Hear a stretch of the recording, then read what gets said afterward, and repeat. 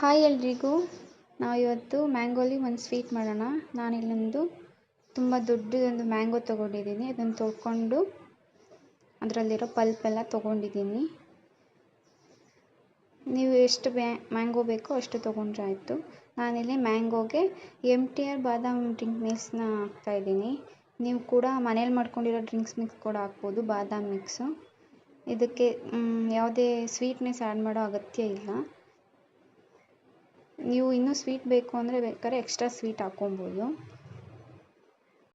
ನಾನಿಲ್ಲಿ ಇದಕ್ಕೆ 3 to 4 ಏಲಕ್ಕಿನ ತೊಗೊಂಡಿದ್ದೀನಿ. 4 ತೊಗೊಂಡಿದ್ದೀನಿ. ಇದನ್ನು ಪುಡಿ ಮಾಡಿಬಿಟ್ಟು ಹಾಕ್ಕೊಳ್ಳೋಣ. ಮತ್ತು ಇದಕ್ಕೆ ನೀವು ಡ್ರೈ ಫ್ರೂಟ್ಸ್ ಕೂಡ ಆ್ಯಡ್ ಮಾಡ್ಕೊಬೋದು, ಇಲ್ಲ ನಿಮಗೆ ಯಾವ ಫ್ರೂಟ್ಸ್ ಬೇಕಾದರೂ ಕೂಡ ಆ್ಯಡ್ ಮಾಡ್ಕೊಬೋದು. ಇದನ್ನು ನಾವು ಕುಲ್ಫಿ ಕೂಡ ಮಾಡ್ಕೊಬೋದು, ಇಲ್ಲಾಂದರೆ ಪುಡ್ಡಿಂಗ್ ಥರನೂ ಕೂಡ ಮಾಡ್ಕೊಬೋದು. ಫ್ರೀಸ್ ಮಾಡಿ ಪುಡ್ಡಿಂಗ್ ಕೂಡ ಮಾಡ್ಕೊಬೋದು. ನಾನು ಇದಕ್ಕೆ 1 ಬನಾನಾ ಆ್ಯಡ್ ಮಾಡ್ಕೊತಾ ಇದ್ದೀನಿ. ಬನಾನಾನ ನೀವು ಯಾವ ಶೇಪ್ ಬೇಕಾದ್ರೂ ಕೂಡ ಚಾಪ್ ಮಾಡ್ಕೊಂಡು ಹಾಕ್ಕೋಬೋದು.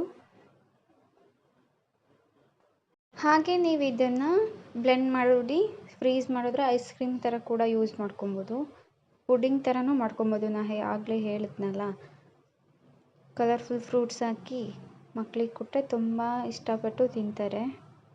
ನೀವು ಕೂಡ ಒಮ್ಮೆ ಟ್ರೈ ಮಾಡಿ ನೋಡಿ. ಹಾಗೆ ನಾನಿಲ್ಲಿ ಕುಲ್ಫಿ ಥರ ಮಾಡೋಣ ಅಂತ ಒಂದು ಗ್ಲಾಸಲ್ಲಿ ಹಾಕಿ ಕೂಡ ಇಟ್ಟಿದ್ದೆ. ಅದು ಕೂಡ ಫ್ರೀಸ್ ಆಗಿ ಕುಲ್ಫಿ ಥರ ಆಗಿದೆ. ನೀವು ಬ್ಲೆಂಡ್ ಮಾಡಿ ಕೂಡ ಹಾಕ್ಕೊಬೋದು, ಐಸ್ ಕ್ರೀಮ್ ಕೂಡ ಮಾಡ್ಬೋದು, ಇಲ್ಲ ಕುಲ್ಫಿ ಥರನೂ ಮಾಡ್ಬೋದು. ಒಮ್ಮೆ ಟ್ರೈ ಮಾಡಿ ನೋಡಿ. ಇಷ್ಟ ಆದರೆ ಕಮೆಂಟ್ ಮಾಡಿ.